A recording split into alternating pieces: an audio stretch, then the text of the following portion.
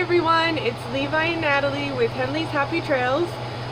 Today we have a few things that we are going to get out of the way. We are scheduled to start working tomorrow at O'Mara Piling Station, and our foreman sent us a text the other day saying to report to the site at 7 a.m. Levi's making some chorizo con huevos this morning.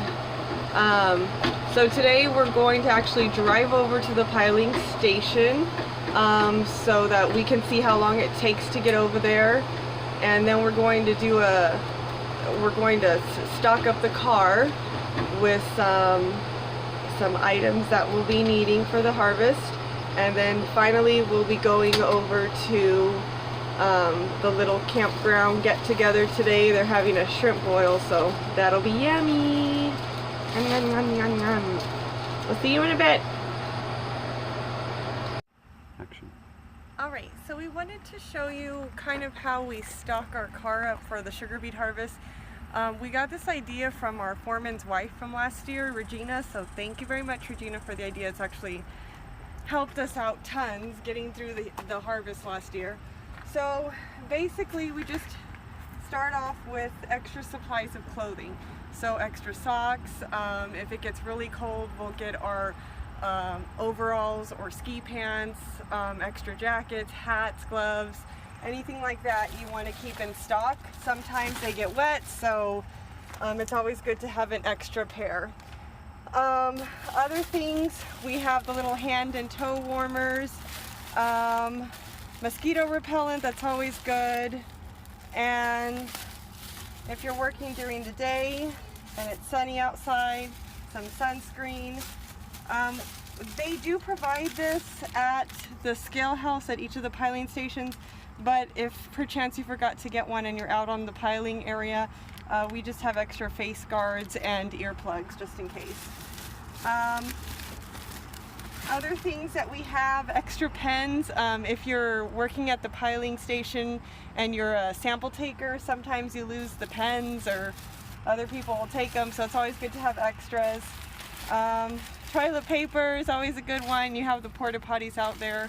They're generally taken really good care of, but sometimes the toilet paper gets weathered, so always good to have another one.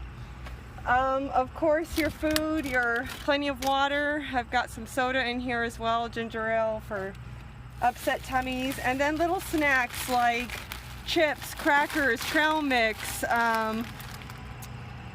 What is that? I can't Jerky. think. Oh, jerky. I couldn't think of it. Whatever you want. Carrots, apples. I'm not going to keep this in here right now, but I just wanted to kind of show you. If you're in a rush, canned soup. We're fortunate this year. Levi's mom's going to be making some crock pot meals, so yay! But always good to have some seconds. And then you'll find out in some future videos that we have about the consistency of the soil here. It's kind of like a clay soil, and it sticks to your boots and can get everything dirty.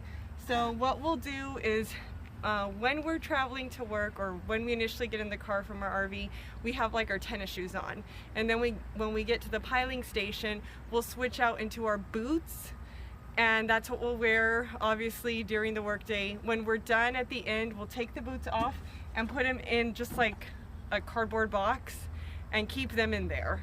And then when we start the next day, we'll do the same thing, put our boots on when we get to the piling station, just to minimize the traffic, the dirt traffic and so forth. But that's what I have. That's how we stock our car, just to give you some ideas. And if you have any more ideas, please leave them in the comments below. We really appreciate it.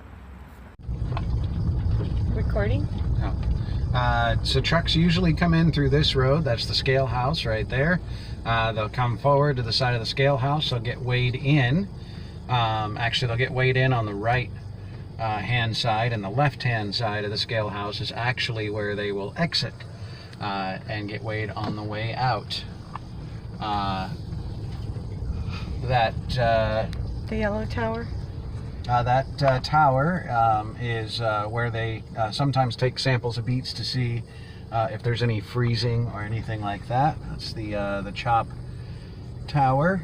And of course over that way you can see how far away the pilers are from the scale house when you start. They're quite a ways out there. And by the time we're done, those pilers will be all the way where we are. And that entire cement slab will be filled with beets. And you're gonna be driving that teeny tiny little bobcat. I get the little one.